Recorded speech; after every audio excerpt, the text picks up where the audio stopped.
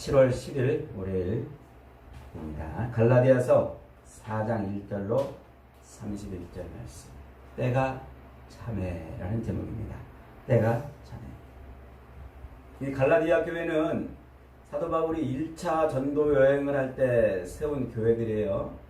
그리고 이제 2차 전도 여행을 할 때도 한번 돌아보면서 믿음을 다시 격려해주고 했던 그런 교회들이죠. 그런데 지금 그 교회에서 바울의 마음을 아프게 하는 일이 벌어진 거예요. 곧 십자가 복음이 아닌 율법을 따라 사는 삶으로 돌아가는 것입니다. 믿음의 표지, 예수 그리스도를 믿는 그 믿음의 표지를 성령으로 삼는 것이 아니라 육체의 표식을 남기는 할례 받음이 예수 믿는 표지라 이렇게 생각하고 할례를 행했고, 그것뿐만 아니라 또 날과 달과 절기와 해를 지키는 그런 신앙생활을 하기 시작하는 것이죠. 그래서 오늘 본문 9절에서 바울은 이렇게까지 이야기합니다. 9절 보니까 이제는 너희가 하나님을 알 뿐만 아니라 더욱이 하나님이 아신 바 되었거늘 어찌하여 다시 약하고 천박한 초등학문으로 돌아가서 다시 그들에게 종노릇 하려 하느냐. 너희가 날과 달과 절기와 해를 삼가지키니 내가 너희를 위하여 수고한 것이 헛될까 두려워함이라. 지금까지 바울이 갈라디아 교인들을 위해서 애쓰고 수고한 그 모든 수고가 다 헛되어버린다는 거예요. 복음을 따라 살아야 되는데, 예수 그리스도의 그 십자가 복음을 가지고 살아야 되는데 율법을 따라 사는 그런 신앙생활을 한다는 거죠. 그러니까 지금 이 갈라디아 교회에 편지를 쓰고 있는 이 바울의 마음이 얼마나 화딱지가 나겠어요. 표현이 좀 그렇습니다만 아주 지금 굉장히 마음이 격하고 화가 나 있습니다. 어떻게 그럴 수가 있냐는 거죠. 자신이 전해준 십자가 복음은 왜 내팽개치고 율법주의자들의 말을 따라 사느냐는 겁니다. 더욱이 지금 바울이 편지를 쓰고 있는 이곳이 저 마게도니아라고 그랬죠. 여기는 지금 바울이 저 고린도 교회 문제 때문에 막 시끄러워가지고 거기다 편지를 보내고 너 갔다 오기도 하고, 그래서 안 돼서 눈물의 편지를 보내고, 그 편지를 디도편에 보내고서 디도가 올라오는 길목인 요 마게도니아 가서 지금 거기 가서 지금 이 고린도 교회 소식을 기다리고 있는 거예요. 저 고린도 교회 문제가 잘 해결됐는지. 그러니까 그 문제로도 막 골치가 아파 있고 또 막 화가 나 있는데, 그런데 지금 갈라디아 교회까지 지금 저러고 있으니까 얼마나 막 화가 나 있겠어요. 그래서 이 갈라디아서는요, 문체가 굉장히 아주 그냥 엄해요. 단호하고 아주 강한 표현들이 많이 나와요. 그러면서 아주 갈라디아 교인들에게 뭐 호통을 치는 그런 표현들이 많이 나오죠. 그래서 20절에 보세요. 20절에 이렇게까지 말합니다. 내가 이제라도 너희와 함께 있어 내 언성을 높이려 함은 너희에 대하여 의혹이 있습니다. 너희를 믿지 못하겠다는 거예요. 믿지 못하겠다. 너희와 함께 있어 내 언성을 높이려 한다. 이 말이 지금 너희가 지금 내 눈앞에 있다면 내가 아주 그냥 호통을 쳤을 거라는 말이에요. 도대체 너희가 율법이 뭔지를 알기나 하냐? 율법이 뭔지 알기나 하면서 율법을 따라 산다고 그러는 거냐? 그러는 거죠. 그러면서 아브라함의 그 두 자녀의 비유를 설명하면서 이제 율법을 설명합니다. 곧 하갈에게서 난 이스마엘과 사라에게서 난 이삭의 이야기죠. 요 이스마엘이나 이삭은 똑같이 아브라함의 자식이란 말이에요. 그러나 요 이스마엘은 누구에게서 났다고요? 이 사라의 여종인 하갈에게서 난 자식이란 말이에요. 그러니까 이 몸종에게서 난 자식이고, 또 이 이삭은 누구에게서 났어요? 아브라함의 본 부인인 사라에게서 난 자식이란 말이죠. 똑같이 아브라함에게서 난 자식이지만 하갈에게서 난 자식은 하나님의 약속을 이루려고 아브라함이 애쓰고 몸부림쳐서 만들어낸 자식이에요. 그러나 사라에게서 나온 자식은 하나님의 약속을 이루시려고 하나님이 스스로 행하셔서 주신 자식이에요. 그러니까 이 하갈에게서 난 자식은 이것은 아브라함이 하나님의 약속을 이루어 보겠다고 자기가 몸부림쳐가지고 난 그 자식, 그게 하갈의 자식이고 그게 종의 자식이라 지금 이렇게 표현하고 있는 거예요. 그런데 아브라함의 자식이 사라의 자식은 어떻습니까? 요 사라가 난 자식은 아브라함이 애써서 몸부림쳐서 난 것이 아니라 하나님이 주신 자식, 하나님이 은혜로 주신 자식이라는 거죠. 그러니까 그렇게 사람의 몸부림으로 하나님의 약속을 이루려고 그렇게 행해서 만들어낸 그게 율법이라는 거예요. 그러니까 율법을 지키고서 율법을 열심히 지키면서 하나님의 언약을 이루려고 하는 것은 그 하갈이 낳은 자식 같은 거라는 거죠. 아무리 애써도 그것은 종의 자식, 약속의 유업을 받은 자식이 아니라, 그러니까 이 사라가 난 자식은 어떻습니까? 아브라함이 애쓰고 수고하고 몸부림쳐서 난 자식이 아니고 그냥 하나님의 은혜를 누린 그 결과로 받은 자식이기 때문에 그 자식은 뭐예요? 하나님의 유업을 받을 그런 자식이라는 거죠. 그러니까 이 율법과 복음이 그렇다는 거예요. 율법은 뭐라는 거예요? 인간이 몸부림을 쳐가지고 하나님의 약속을 이루어내려고 몸부림을 쳐가지고 그렇게 해서 이루어내는 것인데 그것은 하나님의 유업을 받을 수 있다고요? 받지 못한다고요.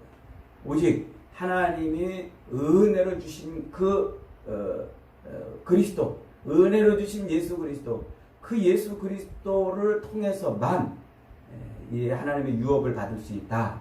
그렇게 말하는 거죠. 그러니까 이 하갈에게서 난 그 자식들은 아무리 많은 자식들이 있어도 절대로 유업을 받을 수 없고 종의 자식이라는 거예요. 그러나 그리스도 예수를 통해서 얻어진 자식들, 그 자식들은 뭐라는 거예요? 예수를 통해서 얻어졌기 때문에 하나님을 아버지라 이렇게 부를 수 있는 그런 자격을 얻는다. 지금 이렇게 외치는 겁니다. 그래서 28절에서 형제들아 너희는 이삭과 같이 무슨 자식이라? 약속의 자식이라. 하나님의 언약을 이룰 자식이라. 하는 거죠. 하나님의 약속을 이루려고 몸부림치는 율법으로 살 것이 아니고 위로부터 오는 하나님의 은혜를 바라보며 살아야 한다. 라고 지금 말하고 있는 겁니다. 그러면서 오늘 특별히 이제 4절에 보니까 이런 말이 있어요. 때가 참에 하나님이 그 아들을 보내사 여자에게서 나게 하시고 율법 아래 나게 하신 것은 율법 아래 있는 자들을 속량하시고 우리로 아들의 명분을 얻게 하려 하심이라 라고 말하고 있어요. 요 말을 우리가 굉장히 주의 깊게 좀 읽어볼 필요가 있어요.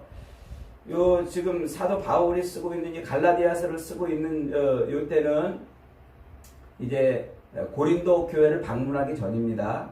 그러니까 저 고린도 마게도니아에서 지금 디도를 만나기 전에 갈라디아서를 먼저 썼고 그 다음에 조금 있다가 디도가 올라와가지고 선생님 이 고린도 교회가 눈물의 편지를 받고서요 회개했어요. 이 소식을 이제 들어요. 그 소식을 들으니까 이제 바울의 기분이 너무 좋잖아요. 마음도 편해지고 드디어 문제가 해결됐어요. 그래서 고린도 교회에 또 편지를 그때 보내요. 그게 고린도 후서예요. 그리고 고린도 후서를 쓸 때는 마음이 편해가지고요. 얼마나 막 문체가 부드럽고 화려하고 또 자상하게 썼는지 말이죠. 그러다가 이제 드디어 고린도 교회로 가죠. 거기 고린도 교회로 가가지고 이제 문제가 다 잘 수습이 되고 해결되니까 그때 이제 또 다른 꿈을 꿔요. 그게 뭐냐면 저 로마를 가고 싶은 거예요. 그래서 로마 교회에 편지를 보내요. 고린도 교회에 와가지고 그러면서 로마 교회에 편지를 보내는데 이 복음에 대해서 아주 굉장히 자세하게 우리가 로마서 공부 다 했습니다만은 복음에 대해서 굉장히 자세하게 설명을 하잖아요. 그러니까 여기 지금 이 갈라디아서를 쓰고 있을 때는 막 화가 나고 그러면서 단호하게 막 표현하는데 이 고린도 교회 가서 로마 교회에 편지를 보낼 때는 아주 이 자기가 가지고 있는 이 모든 이런 율법과 복음에 대한 개념을 아주 상세하게 풀어내는 거예요. 그래서 우리가 지금 읽고 있는 이 갈라디아서를 가지고 그 다음에 갈라디아서와 이 로마서를 비교해 보면 바울이 지금 생각하고 있는 이 복음이 어떻게 확장이 되고 있는지 이걸 아주 분명하게 볼 수가 있어요. 그리고 바울이 지금 이 갈라디아 교회에 보낼 때는 뭔가 아주 자세한 내용을 풀어서 설명하고 있지만 중요한 개념들을 설명해 가고 있어요. 바울이 그래서 요 갈라디아서는 이 중요한 개념들을 잘 볼 필요가 있는데 그 중에 하나가 지금 요 4절 때가 참해라는 말이에요. 때가 참해. 무슨 때가 찼다는 말일까요? 무슨 때가? 그러니까 이 예수님께서 이 땅에 오신 것, 예수님께서 이 땅에 오신 것은 예수님이 이 땅에 오신 것은 어쩌다 온 게 아니라는 거예요. 우연히 온 게 아니라는 거예요. 그분이 이 땅에 오셔서 십자가에 매달려 죽으신 사건은 그저 어쩌다가 그렇게 된 사건이 아니라는 거예요. 그건 하나님이 뭐 했단 말이에요? 때가 참에 보내셨단 말이에요. 그러니까 하나님께서 이 예수 그리스도를 이 땅에, 이 세상에 딱 그때 보내시려고 하나님이 그 모든 역사의 수레바퀴를 굴려가시면서 그때까지 만들어 왔다는 거예요. 그 말이 지금 이 때가 참에라는 말에 들어가 있는 거예요. 그러니까 하나님이 딱 그때에 예수님을 보내시기 위해서 세상의 모든 역사들을 작정하시고 섭리해 가시면서 그렇게 왔다는 거예요. 그래서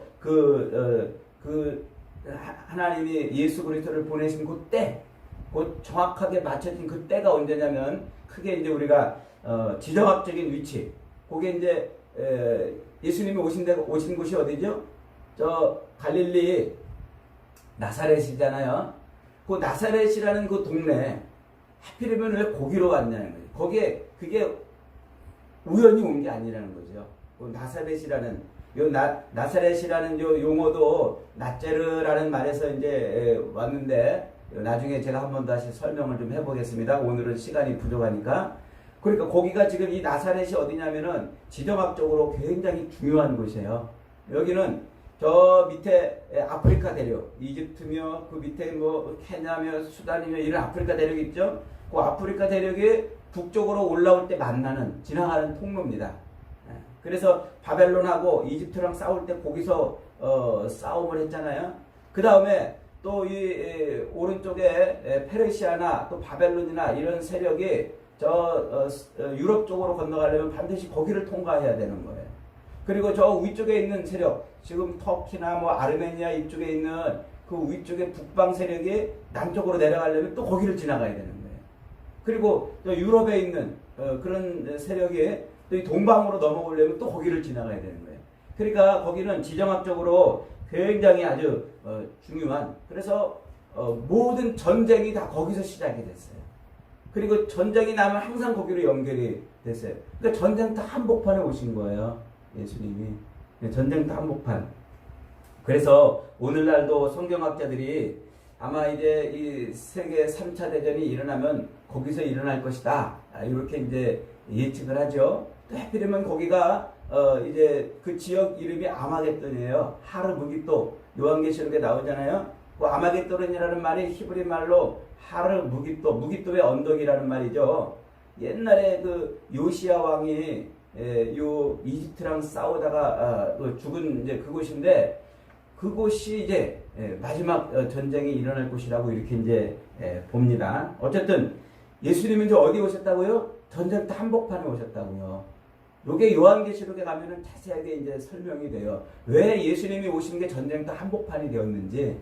그래서 이 말세를 사도 요한은 이 말세를 전쟁터라고 이렇게 설명한단 말이에요. 그래서 말세는 전쟁하는 때란 말이에요. 우리가 지금 말세를 사니까 우리는 지금 뭐 하면서 살아야 돼요? 전쟁하면서. 영적인 전쟁터 한복판에 지금 우리가 있는 거예요. 그러니까 이 지정학적으로 그런 위치에 온 것이 이게 우연히 온 게 아니라 그런 하나님의 놀라운 섭리가 지금 담겨 있는 거예요. 그 다음에 두 번째로 정치적으로도 아주 정확한 때, 딱 그 때가 차서 온 거예요. 정치적으로. 이 로마의 율리어스 시저를 계승해서 옥타비아누스가 로마의 황제로 등극하죠. 이때는 이제 로마가 저 영국에서부터 이쪽 그 페르시아까지 그 거대한 지역을 다스리는 제국이 되어 있을 때입니다. 큰 제국이 되어 있을 때. 그러니까 그 전에는 나라마다 민족마다 섬을 쌓고 있던 때예요. 그러니까 이 서로 연결이 안 되고 서로 통하지 않았는데 로마 황제가 등극하면서 그 모든 제국이 뻥 뚫리는 거예요. 전부 연결이 되는 거예요. 그래서 로마는요, 이 나라를 정복할 때마다 항상 공병대를 제일 먼저 앞에 보냈어요. 공병대가 가서 길을 먼저 뚫어요. 그러면 길을 뚫어놓은 그 길로 전차 부대가 이제 지나가는 거죠. 그러면 전차 부대는 가면 백전백승이에요. 그러니까 로마는 전쟁을 가기만 하면은 승리하는 거예요. 그 땅을 넓혀가는 거죠. 그렇게 전쟁을 하면서 땅을 넓혀가는데 그게 이제 길을 뚫었기 때문에 그래요. 그래서 모든 길은 로마로 통한다. 이 말이 이제 거기서 생겨난 말이죠. 그 모든 서로 단절되어 있고 서로 연결되지 않았던 그 세계가 로마 덕분에 뻥뻥 뚫려가지고 연결이 되는데 그 길이 나중에 어떻게 쓰임받아요? 사도 바울이 복음을 전하는 길로 쓴단 말이에요. 그러니까 길이 안 뚫려 있었다면 바울이 그렇게 세계를 돌아다니면서 복음을 전할 수가 없었던 거죠. 이게 다 놀라운 하나님의 때에 맞게 하신 거라고 바울이 지금 말하고 있는 거예요. 세 번째는 언어가 통일이 됐어요. 언어가. 이 언어는 마케도니아에 있는 이 마케도니아 지금 사도 바울이 이 갈라디아서 편지를 쓰고 있는 동네가 마케도니아인데 여기가 역사적으로 어떤 동네입니까? 알렉산더 대왕이 태어난 그 도시예요. 그래서 여기서 마케도니아에서 알렉산더가 태어나서 그리스 전체를 통합하죠. 그리스 전체를 통합하면서 헬라어, 그리스어, 이 그리스어가 이제 전 유럽을 통일하는 언어가 되는데 재미있게도 그 언어가 이탈리아 로마가 이 그리스를 정복하면서 로마어를 가지고 퍼뜨려야 되는데 그리스어를 가지고 세상을 정복해요. 그러니까 로마 그 제국 안에 이 그리스어를 쓰는 거예요, 사람들이. 우리가 오늘날 이제 뭐 헬라어 이렇게 말하는데 그리스어, 코인의 헬라어, 보편적인 언어가 이제 그렇게 되는 거죠. 그러니까 사도 바울이 그 그리스어, 헬라어를 가지고 헬라어로 기록된 성경이 기록되지만 그 헬라어를 가지고 어디 가서든지 복음을 전할 수가 있게 되는 이런 놀라운 때가 되는 거예요. 그 다음에 경제적으로도 아주 정확한 때가 만들어진 겁니다. 로마는 이 거대한 제국을 만들면서 황제의 이름을 높이기 위해서 항상 도로도 건설했지만은 건물도 수도 없이 세웠어요. 큰 전쟁에서 이기고 돌아오면 개선문도 만들어놨고 또 큰 음악당도 만들고 또 이런 많은 도서관도 만들고 도시를 이제 건물을 세워 나갔단 말이죠. 그러니까 건물을 세우려면 뭐가 필요해요? 돈이 필요하죠. 인력이 필요하잖아요. 그러니까 로마는 가는 곳마다 세금을 어마어마하게 걷었어요. 그래서 백성들의 삶이 아주 궁핍해요. 먹고 살기 힘들어요. 또 전쟁을 계속해야 되니까 또 사람들 세금 못 내면 잡아다가 노예로 삼고 그 노예를 가지고 이제 건물을 짓고 그들을 또 끌고 나가서 전쟁을 하고 이러니까 아주 사람들의 삶이 그냥 억눌리고 고통스러운 삶을 사는 거죠. 이 삶에서 우리를 구원해줄 구원자가 있으면 좋겠다. 그 열망이 아주 극에 달았던 때란 말이죠. 그런 때. 그래서 예수님이 이 땅에 오셔가지고 어제 설교 중에도 인용했습니다마는 누가복음 4장 18절에 보니까 이렇게 말씀하시잖아요. 주의 성령이 내게 임하셨으니 이는 가난한 자에게 복음을 전하게 하시려고 내게 기름을 부으시고 나를 보내사 포로된 자에게 자유를 눈먼 자에게 다시 보게 함을 전파하며 눌린 자를 자유롭게 하고 주의 은혜의 해를 전파하게 하려 하심이라 그랬잖아요. 그러니까 메시아에 대한 이 자기들의 그 고통스러운 삶에서 구원해줄 구원자에 대한 열망이 극에 달한 때, 이때가 지금 예수님이 오시는 때인 거죠. 그 다음에 다섯 번째로 종교적으로도 이 메시아를 갈망하던 때입니다. 헬라, 그리스, 로마 세계가 그 문화가 세상을 지배하면서 만들어낸 것 중에 하나가 세계 여러 신들이 만들어지는 거예요. 그래서 로마 신화 우리가 이제 로마 신화에 대해서 많이 배우잖아요. 그 전에 있던 시대의 신들은 좀 통속적이고 좀 미신적인 그런 신이었다면 그리스 로마의 신은 인간과 상호 소통하고 교통하는 신이에요. 그래서 그리스 로마 신화는 신들이 꼭 사람처럼 말하는 걸로 표현되고 신화가 굉장히 많이 발달하잖아요. 그러니까 굉장히 우주적이고 또 인격적인 신의 개념이 형성되던 때예요. 그러니까 그 우주적이고 인격적인 신의 개념이 곧 누구를 이해하게 하기 위해 누구를 잘 이해하게 만듭니까? 하나님과 예수 그리스도를 가장 잘 이해하는 그런 신이 되는 거죠. 그런 문화가 만들어지는 거예요. 그 로마 황제는 또 자기를 신이라고 여겼어요. 그래서 자기가 온 세상을 통치한다고 본 거죠. 그러니까 이 신이 온 세상을 통치하는 이 개념이 바로 요때 요 문화로 만들어지는 거예요. 그러니까 사도 바울이 복음을 전할 때 이런 개념들을 가지고서 복음을 전하니까 굉장히 복음이 쉽게 이해되고 많은 사람들에게 전파가 됐던 거죠. 그렇게 예수 그리스도가 온 요때, 십자가 복음을 위해서 온 요때가 하나님이 여기까지 만들어 온 때라는 거예요. 이게 때가 참여라는 말에 들어있는 거예요. 사도 바울은 그래서 요 갈라디아서 썼던 요 말을 로마서 1장 17절에 가면 좀 아주 정확하게 더 확장해서 설명을 해줘요. 로마서 1장 17절에 가면 이렇게 말하고 있어요. 복음에는 하나님의 의가 나타나서 믿음으로 믿음에 이르게 하나니 기록된 바 오직 의인은 믿음으로 말미암아 살리라 함과 같으니라. 우리가 많이 들어본 말씀 아닙니까? 그러니까 복음에는 하나님의 의가 나타났다. 예수 그리스도의 그 십자가 죽으심과 부활, 그걸 복음이라고 말하잖아요. 예수 그리스도의 그 십자가 죽으심과 부활에는 뭐가 나타났다고요? 하나님의 의가 나타났다. 하나님의 의가 묻어 있단 말이에요. 그러니까 하나님은 예수 그리스도의 그 십자가 죽으심과 부활을 만들어내기 위해서 하나님의 의로운 행위를 해오신 거예요. 역사의 수레바퀴를 굴려가시면서 그게 때가 참해라는 그 말인 것입니다. 그 말을 좀 이렇게 로마서 표현으로 보면은 하나님의 경륜이라고 말을 해요. 경륜이 뭐라고 그랬어요? 사이클 경기하는 게 경륜이 아니에요. 그것도 경륜이라고 말하지만 한자로 보면은 경륜은 실사의 경험과 노련함이 녹아있다 이런 표현으로 한문을 써요. 그러니까 이 말이 뭐냐면 오래된 시간 속에서 이 경험과 그 다음에 노련함이 묻어있는 걸 경륜이라고 이렇게 말한단 말이에요. 뭐 이제 막 미용사가 된 사람한테 저 경륜 있는 미용사야 이렇게 말하지 않잖아요. 이제 막 초등학교 선생님 됐는데 그 사람한테 저 선생님 경륜 있어 이렇게 말하지 않잖아요. 오랫동안 그렇게 시간 속에서 노련함과 익숙함을 가지고 있는 그런 걸 경륜이라고 표현하잖아요. 지금 바울이 지금 그걸 그렇게 말하고 있는 하나님이 요때 딱 지정학적으로 또 여러 가지 그 때가 딱 맞는 요때에 예수님을 보내시려고 역사의 수레바퀴를 굴려가면서 마치 시줄과 날줄이 얽히고 설켜서 천이 만들어지게 하는 것처럼 그렇게 역사의 나라와 사람들과 사건들을 주물주물 이렇게 엮어가면서 요때를 맞춰 오셨다는 거예요. 그러니까 이 바울의 이 안목이 얼마나 대단합니까?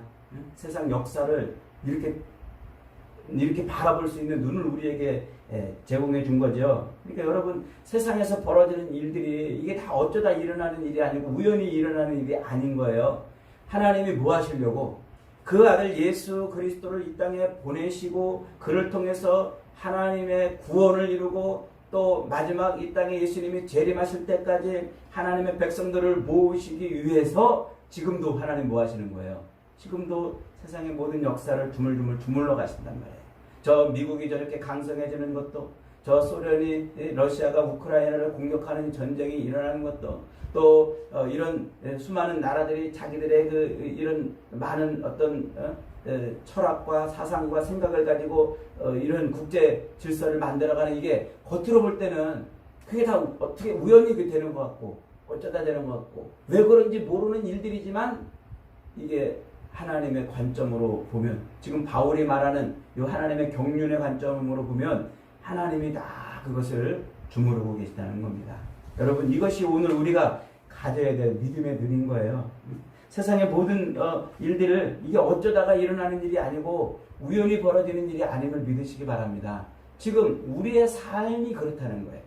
저와 여러분의 지금 삶이 내가 어쩌다 여기 온 게 아니고 우연히 지금 여기 있는 것이 아니고 이게 다 뭐라는 거예요? 시줄과 날줄이 얽히고 설켜서 한 폭의 천을 만들어 내듯이 하나님의 그 모든 작정하심과 섭리하심이 여기까지 왔다는 거예요. 그래서 우리는 이 하나님의 의가 묻어있는, 이 경륜이 묻어있는 그리스도의 십자가 이 복음을 가지고 살아야 된다고 지금 말하고 있는 거죠. 여러분, 하나님은 세상 모든 일을 어쩌다가 하시는 분이 아니에요. 우연히 이루시는 분도 아니고, 또 하나님은 헷가닥 이러다가 이거 안 되겠네? 또 바꾸고, 저러다가 안 되겠네? 바꾸시는 분이 아니에요. 이미 작정하시고 그 작정하심을 이루시려고 모든 역사의 수레바퀴를 굴려가면서 일을 해가시는 분이십니다. 오늘 우리가 하나님을 그렇게 바라보고 저와 여러분을 향한 하나님의 그 놀라운 섭리를 그렇게 바라볼 때 우리는 우리를 통해서 하시려고 하는 하나님의 뜻을 이루시는 겁니다. 그저 오늘 내가 하루 살면서 힘들다고 하나님 이렇게 해주세요. 오늘 또 살면서 기분 좋다고 또 저렇게 하고 이런 삶이 아니라 하나님의 그 놀라운 섭리를 바라보고 그 섭리의 손에 나를 맡기고 사는 것. 그것이 오늘 저와 여러분의 믿음이 되어야 하는 겁니다. 사랑하는 여러분, 오늘도 인간의 그 노력으로 애써서 수고해서 몸부림쳐서 하나님의 뜻을 이루려고 하는 것은 율법의 삶입니다. 하나님의 은혜를 바라보고 하나님께 내 삶을 맡기는 것이, 그것이 이삭의 약속의 자녀의 삶입니다. 저와 여러분이 오늘 이 시대 하나님이 살아서 지금도 역사를 주무르고 내 인생을 이끌어가고 있음을 믿으시고 하나님께 모든 것 의탁하고 그분께 우리 삶의 모든 주권을 맡겨드리며 사는 복된 인생들이 다 되시기를 주님의 이름으로 축복합니다. 아멘.